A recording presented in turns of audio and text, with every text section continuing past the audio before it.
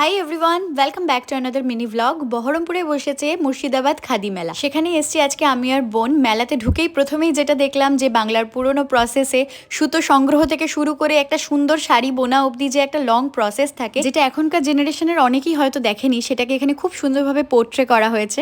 আর গোটা মেলা জুড়ে শুধুমাত্র হাতের তৈরি জিনিসপত্র, এখানে যেমন বেতের তৈরি জিনিস, তারপরে মুর্শিদাবাদ সিল্কের ওপর বিভিন্ন রকম কাজ করা শাড়ি, যেগুলোর প্রাইস রেঞ্জ অনেকটা হাই। কেননা ওই যে প্রসেসটায় তোমরা দেখলে, সেই প্রসেসে কিন্তু প্রচুর টাকা খরচা হয়। এগুলো হচ্ছে হাতির দাঁতের রেপ্লিকার তৈরি মূর্তি। আর গোটা মেলা জুড়ে ছিল প্রচুর হ্যান্ডমেড জুয়েলারি। এগুলো হচ্ছে জুট জুয়েলারি। এখানে কিছু ওয়াল পেন্টিংও ছিল যেগুলো সম্পূর্ণরূপে হাতে বানানো।